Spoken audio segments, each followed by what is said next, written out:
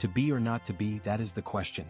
But for Virginia Woolf, the question was always to write or not to write. Welcome to our exploration of one of literature's most fascinating figures. Virginia Woolf, novelist, essayist, critic, and pioneer of the modernist movement. Today we'll dive into the life of a woman who changed the face of English literature. We'll uncover her triumphs, her struggles, and the lasting impact she left on the world. So, grab a cup of tea and let's journey through the mind of Virginia Woolf. Virginia Woolf was born Adeline Virginia Stephen on January 25, 1882, in London. She was born into a world of privilege and intellect. Her father, Sir Leslie Stephen, was a renowned literary critic and philosopher. Her mother, Julia Stephen, was a model for pre-Raphaelite painters and a nurse. Young Virginia was surrounded by books and ideas from an early age. However, her childhood was not without its darkness. At the age of 13, she lost her mother, an event that triggered her first mental breakdown. This loss would shape her life and work in profound ways. Despite the tragedy, Virginia's education continued at home. She had access to her father's extensive library and was encouraged to read widely. This unconventional education laid the groundwork for her future as a writer. It also set her apart from many women of her time who had limited educational opportunities. As a young woman, Virginia became involved with the Bloomsbury Group. This was a circle of artists, writers, and intellectuals who challenged Victorian conventions. It was here that she met her future husband, Leonard Woolf. Their marriage in 1912 marked the beginning of a lifelong personal and professional partnership. Virginia's literary career began in earnest with the publication of her first novel, The Voyage Out, in 1915. But it was her later works that truly established her as a literary innovator. Mrs. Dalloway, published in 1925, is perhaps her most famous novel. It follows a day in the life of Clarissa Dalloway as she prepares for a party. The novel is renowned for its stream of consciousness narrative style. This technique allows readers to experience the characters' inner thoughts and feelings directly. To the Lighthouse, published in 1927, is another masterpiece of modernist literature. It explores themes of loss, the passage of time, and the nature of human relationships. The novel structure is innovative, divided into 3 sections that span a decade. It's a deeply personal work, drawing on Woolf's own memories of family holidays. In 1928, Woolf delivered a series of lectures that would become A Room of One's Own. This extended essay is a foundational text of feminist literary criticism. In it, Woolf argues that a woman must have money and a room of her own if she is to write fiction. She explores the historical and social conditions that have prevented women from writing.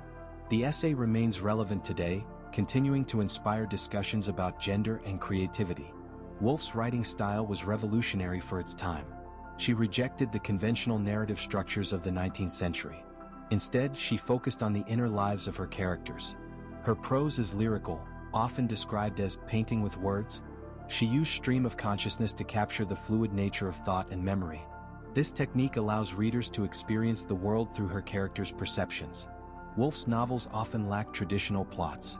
Instead, they focus on moments of being, fleeting impressions, and the passage of time. She was fascinated by the way our minds work, jumping from thought to thought. Her writing reflects this, with sentences that flow and meander like thoughts themselves. Throughout her career, Woolf was a vocal advocate for women's rights. She challenged the patriarchal structures of her time through her writing and activism. In 3 Guineas, she explores the connections between patriarchy, fascism, and war. She argued for women's education and financial independence. Her works continue to be central to feminist literary studies. Woolf's influence on literature cannot be overstated. She paved the way for future generations of writers to experiment with form and style. Her psychological insights into her characters influenced the development of the modern novel. Writers as diverse as Gabriel Garcia Marquez and Michael Cunningham have cited her as an influence. Despite her literary success, Woolf struggled with mental illness throughout her life. She experienced periods of deep depression and what we now recognize as bipolar disorder. These experiences informed her writing, particularly her portrayal of characters' inner lives. Tragically, on March 28, 1941, Woolf took her own life. She filled her pockets with stones and walked into the river Ouse near her home. In her suicide note to her husband, she wrote of hearing voices and fearing another breakdown. The world had lost one of its most brilliant and innovative writers. However, Woolf's legacy lives on. Her works continue to be read, studied, and adapted for new generations. Her ideas about feminism and creativity remain relevant in today's discussions. Her experimental style continues to inspire writers to push the boundaries of literature. Woolf's impact extends beyond literature. She has become an icon in popular culture, referenced in music, art, and film. Her image, with her distinctive profile and piercing gaze, is instantly recognizable. Her life story has been the subject of numerous biographies and even a Hollywood film. Virginia Woolf once wrote, "A woman must have money and a room of her own if she is to write fiction." Today we've explored the life of a woman who had both, and changed literature forever. From her experimental style to her feminist advocacy, Woolf's influence continues to resonate. So, the next time you pick up a book, remember Virginia Woolf. Remember the woman who dared to write differently, to challenge conventions and to speak her truth.